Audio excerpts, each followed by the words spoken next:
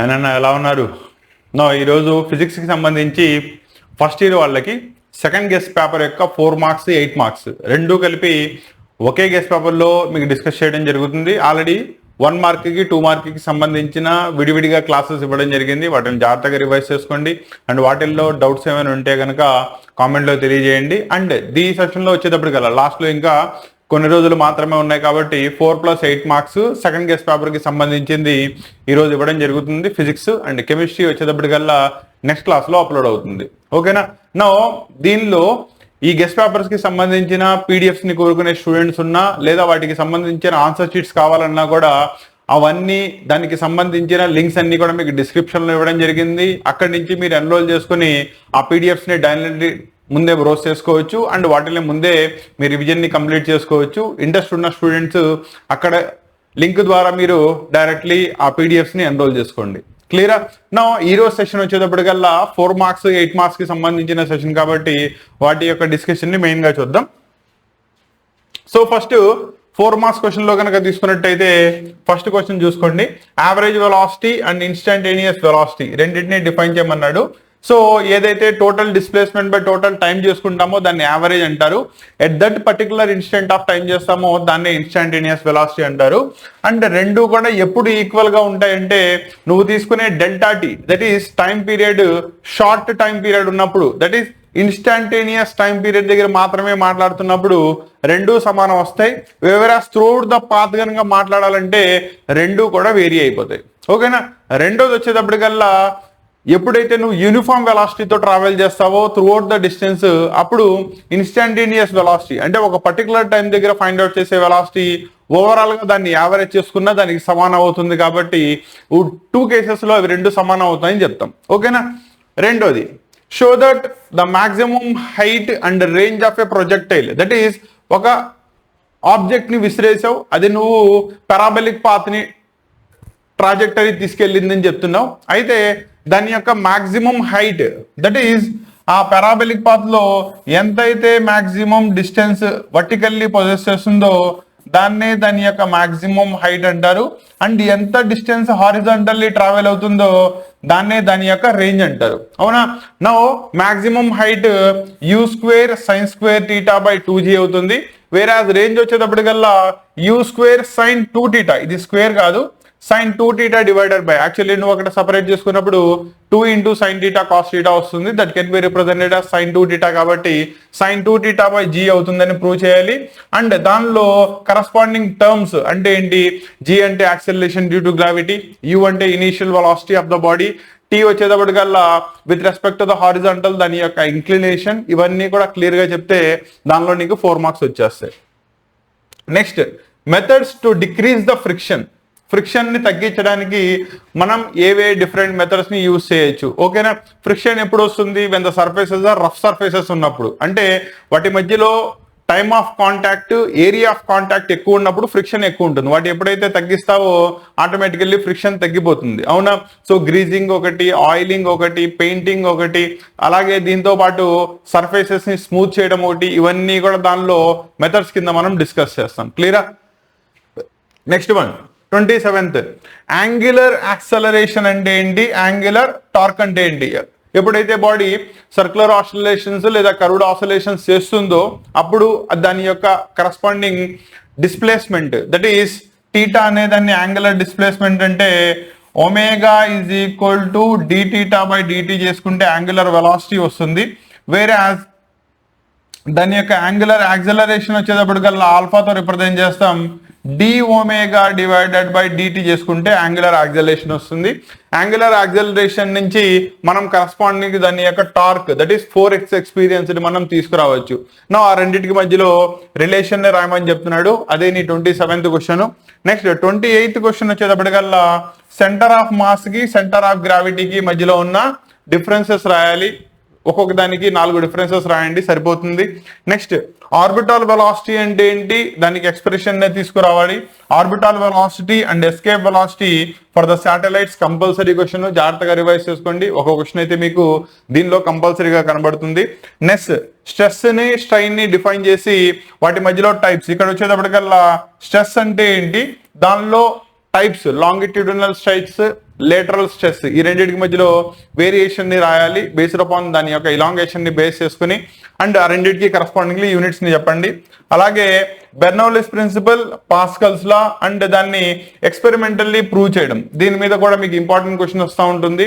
That is మనకి dynamic lift అనే దానిలో ఎలా అయితే బెర్నౌల్లిస్ ప్రిన్సిపల్ అండ్ హైడ్రాలిక్ దానిలో పాస్కల్స్ ప్రిన్సిపల్ యూజ్ చేస్తామో దానిలో ఇన్వాల్వ్ అయ్యే లాని రాసి దానిలో ఉండే టర్మ్స్ ని ఎక్స్ప్లెయిన్ చేయాలి. అక్కడ దాకా ఎక్స్ప్లెయిన్ చేస్తే మనకి దీనిలో 4 మార్క్స్ వస్తాయి. క్లియరా? నెక్స్ట్ వన్ చూడండి, 32nd క్వశ్చన్. ఎక్స్ప్లెయిన్ కండక్షన్ అంటే ఏంటి, కన్వెక్షన్ అంటే ఏంటి, రేడియేషన్ అంటే ఏంటి. అంటే ఎనర్జీ ట్రాన్స్ఫర్ జరిగేటప్పుడు బాడీ కాంటాక్ట్ లో ఉండి జరిగిందా, లేదా డిస్టెన్స్ బాడీకి energy in terms of radiation transfer జరిగిందా, దాన్ని బేస్ చేసుకుని మనం వీటిని క్లాసిఫికేషన్ చేస్తాం. ఒక్కొక్క దానికి విత్ 1 ఎగ్జాంపుల్ ఎక్స్ప్లెయిన్ చేస్తే సరిపోతుంది. అలాగే triple point of water. Water actually మనకి 3 phases లో కనబడుతుంది, అవునా? ఒకటి గ్యాసియస్, రెండోది లిక్విడ్, మూడోది సాలిడ్ ఫేజ్. బట్ 1 టెంపరేచర్ దగ్గర వచ్చేటప్పటికల్లా ఈ 3 కర్వ్స్ ఒకదాంతో ఒకటి కొలైడ్ అవుతాయి. ఆ లీనియర్ పాయింట్ ఏదైతే ఉంటుందో దాన్నే ట్రిపుల్ పాయింట్ ఆఫ్ వాటర్ అంటారు. దాన్ని ఎక్స్ప్లెయిన్ చేయాలి with neat explanation. Next kinetic interpretation of temperature. So temperature యొక్క అంటే ఏంటంటే కైనెటిక్ ఎనర్జీ టెంపరేచర్ మీద ఎలా డిపెండ్ అవుతుంది. That is nothing but kinetic energy is equal to 3/2 RT, where R is universal gas constant, T is the absolute temperature. అక్కడ దాకా మనం derive చేసి చెప్తే దాన్నే కైనెటిక్ ఇంటర్ప్రిటేషన్ ఆఫ్ టెంపరేచర్ అంటారు. కైనెటిక్ థియరీ ఆఫ్ గ్యాసెస్ నుంచి one of the important question. Next different modes of vibration in a closed pipe. So ఇది compulsory గుర్తుపెట్టుకోండి. స్ట్రెచ్డ్ స్ట్రింగ్ కానీ, ఓపెన్ పైప్ కానీ, క్లోజ్డ్ పైప్ కానీ మూడిట్లో కంపల్సరీ వాటి యొక్క హార్మోనిక్స్ ని ఎక్స్ప్లెయిన్ చేయడం, డిఫరెంట్ మోడ్స్ ఆఫ్ ఫ్రీక్వెన్సీస్ ని ఎక్స్ప్లెయిన్ చేయడం, వాటి మధ్యలో ఫ్రీక్వెన్సీస్ కి మధ్యలో ఉన్న రిలేషన్ 1:2:3 ఎప్పుడు అవుతుంది. వేరాజ్ దట్ ఈస్ స్ట్రెచ్డ్ స్ట్రింగ్ తీసుకున్నప్పుడు, క్లోజ్డ్ పైప్ ఓపెన్ పైప్ తీసుకున్నప్పుడు, వేరాజ్ క్లోజ్డ్ పైప్ తీసుకున్నప్పుడు ఆడ్ నెంబర్ ఆఫ్ ఆసిలేషన్స్ మాత్రమే ఎందుకు మిగులుతాయి. వీటి మీద మీకు కంపల్సరీ క్వశ్చన్ వస్తుంది, జాగ్రత్తగా రివైజ్ చేసుకోండి. క్లియరా? సో ఇవి 4 మార్క్స్ కి సంబంధించినవి. నెక్స్ట్ ఇదే పేపర్ లో మనం 8 మార్క్స్ కి సంబంధించిన డిస్కషన్స్ కూడా చూస్తామని చెప్పాం, కాబట్టి జాగ్రత్తగా రివైజ్ చేసుకోండి. అండ్ ఇక్కడ చెప్తూ ఒక పాయింట్ చెప్పాలి. నేను ఎవరో కామెంట్ లో తెలియజేస్తూ ఈయన పీడిఎఫ్స్ నేను క్వశ్చన్ పేపర్స్ ని ఇవ్వడానికి డబ్బులు చార్జ్ చేస్తున్నారు. So completely it is a commercial channel. దీనికి ఇది కాకుండా మనం పీడబ్ల్యూలోకి వెళ్ళినట్టయితే కనుక అక్కడ ఇంపార్టెంట్ క్వశ్చన్ లిస్టులు ఇస్తున్నారు. నాన్న అది కంప్లీట్లీ నీ మీద డిపెండ్ అవుతుంది, ఓకేనా? ప్రతి స్టూడెంట్కి ప్రతి ఫ్యాకల్టీ సెట్ అవ్వాలని ఏం లేదు. నీకు ఆ ఫ్యాకల్టీలు ఇచ్చారు, నిరభ్యంతరంగా వాళ్ళనే ఫాలో, ఓకేనా? అంతే తప్ప అనవసరంగా ఇక్కడికి వచ్చి అనవసరమైన కామెంట్లు చేయడం దేనికి. రెండోది, ఓకేనా, సబ్జెక్టు ఉండి నీకు రేపు గెస్ట్ పేపర్లు ఇవి వస్తాయి ప్రాక్టీస్ చేసుకోండి చెప్పడానికి ఎక్కడో నెట్ నుంచి డౌన్లోడ్ చేసేసి ఈ పీడిఎఫ్లు ప్రిపేర్ అయిపోండి అని చెప్పడానికి తేడా లేదా? క్లియరా? రెండోది, నేను ఇచ్చిన గెస్ట్ పేపర్స్ వాటి యొక్క అకౌంటబిలిటీ ఏంటి, నీకు అవి ఎగ్జామ్ దానిలో ఎక్కడ దాకా రిప్రజెంట్ చేస్తున్నాయి. మొన్న 2026 మార్చిలో నువ్వు ఎగ్జామ్ రాసుంటే నీకు ఈ పాటికి తెలుసుంటాయి. అర్థమైందా? కాబట్టి ఒకసారి టక్మని చెప్పి ఫ్రీగానే వచ్చింది కదా, వాక్ స్వాతంత్రం ఉంది, కామెంట్ స్వాతంత్రం ఉంది కదా అని చెప్పి ఏ పడితే ఆ కామెంట్లు తెలియజేయకుండా కొంచెం డిగ్నిఫైడ్గా, క్లారిటీ వచ్చిందా? సో ఇది కొంచెం మెయింటైన్ చేయండి. రెండోది, నేను ఏదో క్వశ్చన్స్ ఇదిగోనన్నా వచ్చేసి ఈ పీడిఎఫ్స్లు పారిపో, లేకపోతే నీకు హాయ్ అని కామెంట్ చేయి, సో అని కామెంట్ చేయి, నీకు పీడిఎఫ్ డెలివర్ చేస్తాను. నేను ఈ టైప్ ఆఫ్ ఫ్యాకల్టీని కాదు నాన్న, అర్థమైందా? ఆ టైప్ ఆఫ్ ఫ్యాకల్టీని అయితే కనుక నా దగ్గర నుంచి రావద్దు, నా దగ్గర నుంచి ఏమీ ఎక్స్పెక్ట్ చేయొద్దు. నేను వచ్చేటప్పటికల్లా నీకు ఎగ్జామ్లో సపోర్ట్ చేయడానికి ఈ పీడిఎఫ్స్ అని కాదు, అసలు గెస్ట్ పేపర్స్ అనే సిస్టమ్ని, ఒక సిస్టమ్ ఆఫ్ క్వశ్చన్స్ని తీసుకొచ్చి వాటిని 3 గెస్ట్ పేపర్స్ కింద ఒక్కొక్క క్వశ్చన్ ప్యాటర్న్లో తీసుకొచ్చి వాటన్నిటిని కూడా ప్రాక్టీస్ చేపిస్తే రేపొద్దున నువ్వు రాయబోయే బోర్డ్ ఎగ్జామ్స్ లో మంచిగా పర్ఫామ్ చేస్తామనే ఉద్దేశంతో ఈ క్వశ్చన్స్ అన్నిటిని డిజైన్ చేసి అండ్ ప్రతి దాని యొక్క బ్రీఫ్ ఎక్స్ప్లెనేషన్, అసలు ఏం రాయాలి, ఎలా రాస్తే నీకు మార్క్స్ పడతాయి, ఈ వీటిల్ని చెప్పుకుంటూ క్లాసెస్ ని డెలివర్ చేస్తున్నా, ఓకేనా? నీకు ఆ మాత్రం డిఫరెన్స్ తెలియకపోతే అది నీ విఘ్నతకే వదిలేయాలి. క్లారిటీ వచ్చిందా? కాబట్టి ఈ పేపర్స్ నేను డెలివర్ చేస్తుందల్లా వచ్చేటప్పటికి రేపు మీరు రాసే బెటర్మెంట్ ఎగ్జామ్ దానిలో మంచిగా పర్ఫార్మెన్స్ చేయాలి అని చెప్పి, ఓకేనా? రెండోది, ప్రతిదీ కూడా ఫ్రీగా ఇచ్చేస్తే దానికి వాల్యూ ఉండదు నాన్న, అర్థమైందా? అంటే రెండోది నేను చేస్తున్న ఎఫర్ట్స్కి, ఓకేనా? ఎందుకంటే ఈ రికార్డింగ్ సెటప్ ఇవన్నీ పెట్టుకొని క్లాసెస్ని రికార్డ్ చేసి మీ దాకా డెలివర్ చేయాలి అంటే రేపు చేయాలి అంటే మినిమం ఛార్జెస్ అట్లీస్ట్ వీటికి సంబంధించిన ఎలక్ట్రిసిటీ బిల్ అయినా నేను పే చేసుకోగలిగే క్యాపబిలిటీలో ఉండాలి కదా, అవునా? మినిమం ఆలోచించండి.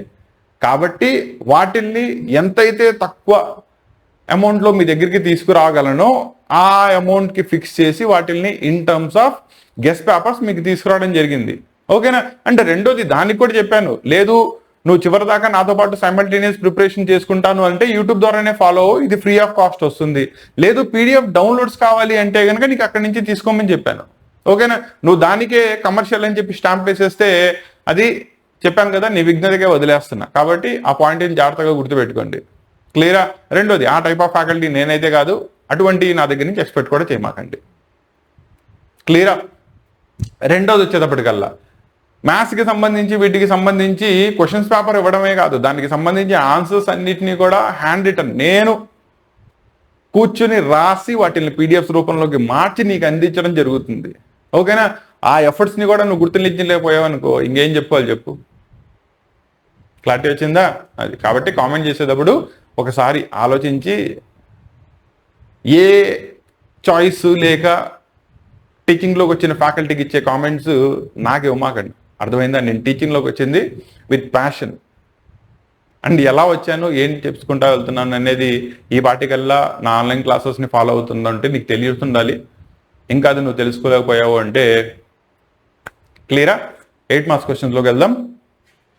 36th question, state and prove law of conservation of mechanical energy in case of A freely falling body. ఓకేనా? ఫ్రీలీ ఫాలింగ్ బాడీ అంటే ఏంటి? సర్టన్ హైట్కి ఒక బాడీని తీసుకెళ్లి వితౌట్ ఎనీ ఇనీషియల్ ఫోర్స్, దానికి ఎటువంటి ఫోర్స్ ఇవ్వకుండా ఇనీషియల్ వెలాసిటీ ఇవ్వకుండా ఫ్రీలీ సస్పెండ్ చేసావు, అది ప్రశాంతంగా due to acceleration due to gravity towards the earth surface పడతా ఉంటుంది, అవునా? దాన్ని సపోజ్ ఫర్ అనే హైట్ హెచ్ దగ్గర నుంచి కనుక నువ్వు పడేసినట్టయితే దానిలో ఏదైనా 3 పాయింట్స్ తీసుకో. స్టార్టింగ్లో పాయింట్ ఒకటి, మధ్యలో ఒక పాయింట్ ఒకటి, లాస్ట్లో ఒక పాయింట్ ఒకటి. వీటిల్లో మూడింటి దగ్గర ఏం మారుతూ ఉంటుంది? దాని యొక్క వెలాసిటీ మారుతూ ఉంటుంది, హైట్ మారుతూ ఉంటుంది. దాని నుంచి total energy is equal to kinetic energy plus potential energy. కాబట్టి ప్రతిసారి దాని యొక్క టోటల్ ఎనర్జీని ఫైండ్ అవుట్ చేయి. కైనెటిక్ ఎనర్జీ పొటెన్షియల్ ఎనర్జీ మారుతూ ఉంటాయి కానీ కైనెటిక్ టోటల్ ఎనర్జీ మాత్రం mgh సేమ్ వస్తూ ఉంటుంది. కాబట్టి ఏం చెప్పొచ్చు? ఒక బాడీని పైనుంచి without any initial velocity suspend చేసినప్పుడు అదే ఫ్రీలీ ఫాలింగ్ బాడీ అవుతుంది. ఆ freely falling body due to acceleration due to gravity earth వైపు పడినప్పుడు ప్రతిసారి కూడా దాని యొక్క పొటెన్షియల్ అండ్ కైనెటిక్ ఎనర్జీస్ మారుతూ ఉంటాయి కానీ టోటల్ ఎనర్జీ మాత్రం సేమ్ ఉంటుంది. దాన్నే law of conservation of energy అని చెప్తావు. అక్కడ దాకా నువ్వు ప్రూవ్ చేస్తే చాలు, ఓకేనా? అండ్ దాంతోపాటు 360 బుల్లెట్స్ని ఫైండ్ చేస్తున్నా. మోస్ట్ రిపీటెడ్ వన్ పవర్ని ఫైండ్ అవుట్ చేయాలి, వర్క్ డన్ ఇంటూ టైం చేసుకుంటే వచ్చేస్తుంది. దాని యొక్క టోటల్ వర్క్ డన్ని ఫైండ్ అవుట్ చేయి అండ్ హెన్స్ నీకు దాని యొక్క పవర్ తెలిసిపోతుంది. క్లియరా?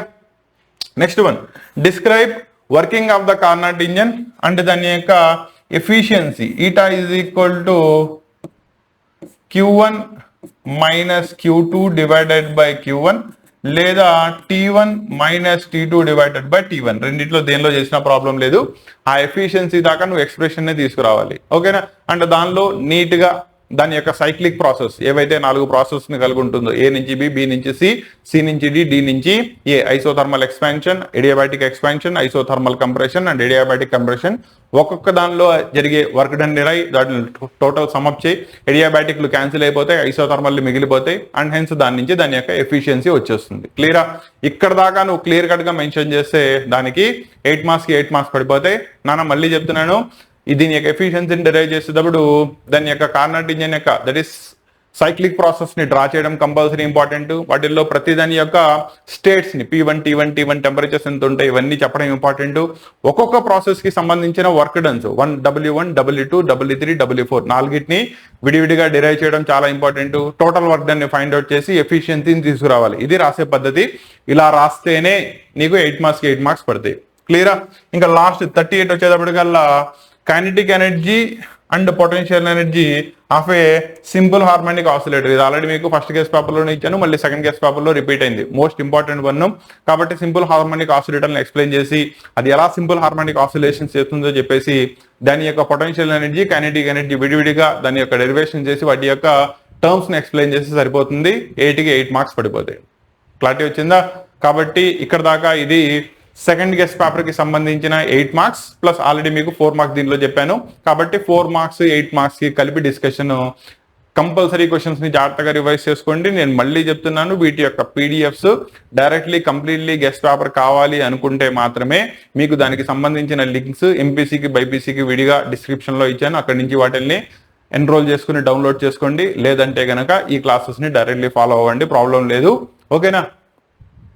అండ్ నెక్స్ట్ క్లాస్లో దీనికి సంబంధించిన థర్డ్ గెస్ట్ పేపర్తో మళ్ళీ కలుస్తాను. క్లియరా?